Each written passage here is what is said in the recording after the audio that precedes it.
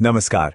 चलिए आज बात करते हैं एक ऐसी खोज की, एक ऐसी कहानी की जिसने मेडिकल साइंस का चेहरा ही बदल कर रख दिया। ये कहानी है एक ऐसे इंसान की जिसने, कह सकते हैं, संयोग से मोल्ड जूस ढूंढ निकाला। जी हाँ, हम बात कर रहे हैं अलेक्जेंडर फ्लेमिंग की। बीमारी पर अब तक की सबसे बड़ी जीत। सोचिए, इस एक लाइन में कितनी बड़ी बात छिपी है। पेनिसिलिन सिर्फ एक दवा नहीं थी। नहीं, ये तो एक क्रांति थी। एक ऐसा मोड़ जिसने मॉडर्न मेडिसिन के एक बिल्कुल नए दौर की शुरुआत की। अब ये सवाल थोड़ा अजीब लग सकता है ना? पर सच पूछिए तो ये इस पूरी अविश्वसनीय कहानी का सेंटर पॉइंट है। जरा सोचिए, क्या होता अगर वो इंसान जिसने इसे खोजा, वो बस थोड़ा सा और साफ सफाई से रहता। कभी कभी इतिहास की सबसे बड़ी सफलताएं सबसे अप्रत्याशित, सबसे अजीब जगहों से ही तो आती हैं। तो दांव पर क्या लगा था? जरा इस नंबर पर गौर कीजिए। 200 मिलियन। 200 मिलियन से भी ज्यादा। यह अंदाजा है उन जिंदगियों का जिन्हें पेनिसिलिन ने बचाया है। यह दिखाता है कि कभी कभी एक मामूली से दिखने वाली खोज में कितनी ज्यादा ताकत छिपी होती है। तो आखिर ये कहानी शुरू कहां से हुई? चलिए थोड़ा समय में पीछे चलते हैं और अलेक्जेंडर फ्लेमिंग की शुरुआती जिंदगी को देखते हैं और जानते हैं उन इत्तेफाकों के बारे में जिनकी वजह से वो बैक्टीरियोलॉजी यानी जीवाणु विज्ञान की इस दुनिया में आए।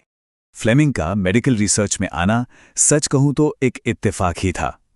वो एक जबरदस्त निशानेबाज थे और उनके राइफल क्लब के कैप्टन उन्हें टीम में बनाए रखने के लिए इतने बेताब थे कि उन्होंने फ्लेमिंग को मना लिया कि वो हॉस्पिटल के रिसर्च डिपार्टमेंट को ज्वाइन कर लें।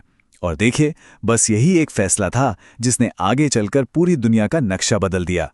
और एक बहुत ही दिलचस्प बात पता है क्या है? फ्लेमिंग की एक बहुत ही खास आदत थी। वो साफ सफाई के मामले में, कह सकते हैं, कुछ ज्यादा ही बेपरवाह थे।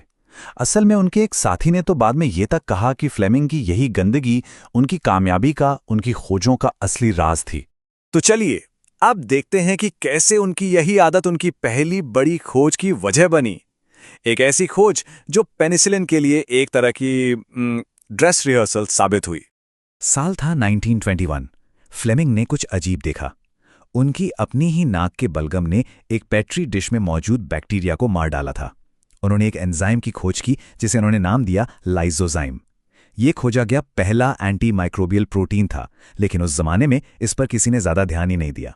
फिर 7 साल बाद 1928 में फ्लेमिंग अपनी छुट्टियों से अपनी हमेशा की तरह बिखरी हुई लैब में लौटे और उनकी नजर एक और गंदी प्लेट पर पड़ी। लेकिन इस बार कुछ अलग था। एक फंगस ने न सिर्फ प्लेट को गंदा कर दिया था, बल्कि उसने अपने आसपास के बैक्टीरिया को भी पूरी तरह से खत्म कर दिया था। उनका रिएक्शन, बस एक लाइन, ये अजीब है। वो फंगस पेनिसिलियम परिवार का था और फ्लेमिंग ने उससे निकलने वाले उस एंटीबैक्टीरियल पदार्थ को नाम दिया पेनिसिलिन। शुरुआत में तो मजाक में इसे मोल्ड जूस भी कहा गया। उन्हें जल्दी ही समझ आ गया कि ये स्कारलेट फीवर और निमोनिया जैसी जानलेवा बीमारियों के बैक्टीरिया को मार सकता है। उन्हें पता था कि उनके हाथ कोई बहुत बड़ी चीज लग गई है। लेकिन दुनिया को ये बात समझाने में 1 दशक से भी ज्यादा का वक्त लगने वाला था। और ये इस कहानी का सबसे निराशाजनक हिस्सा है।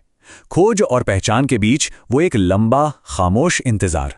देखिए, 1929 में फ्लेमिंग ने अपने रिसर्च पेपर को सबके सामने पेश किया, लेकिन साइंटिफिक कम्युनिटी ने कोई खास दिलचस्पी नहीं दिखाई। पूरे 1930s के दशक में उनकी ये जिंदगी बचाने वाली खोज लगभग भुला दी गई।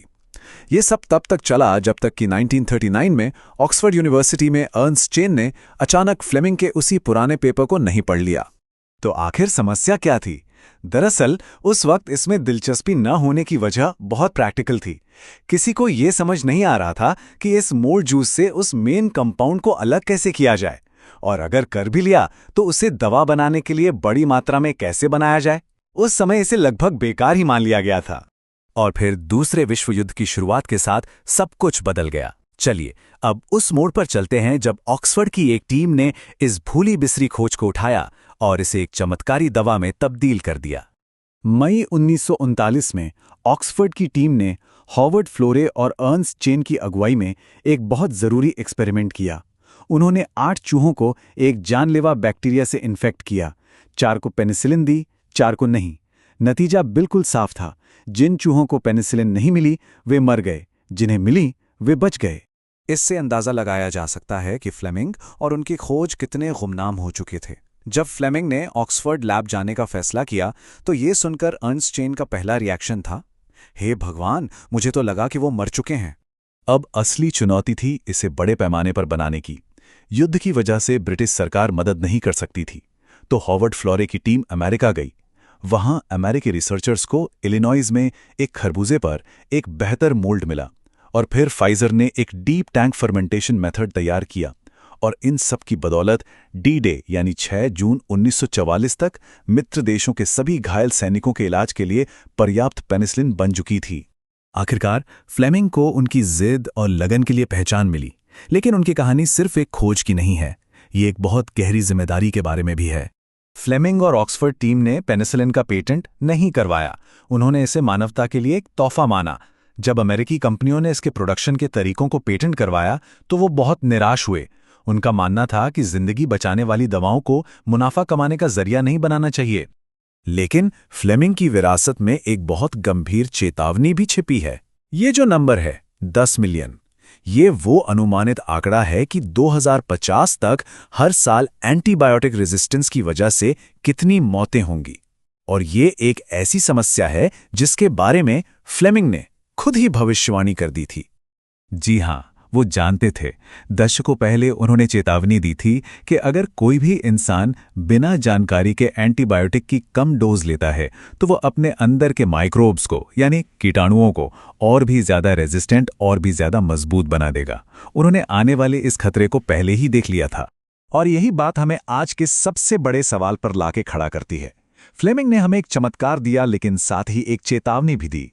जिस दुनिया को बचाने में उन्होंने मदद की, वो अब उसी तोहफे को खोने की कगार पर है। तो सवाल बस इतना है, क्या हम आखिरकार उस आदमी की बात सुन रहे हैं जिसने दुनिया को बचाया था?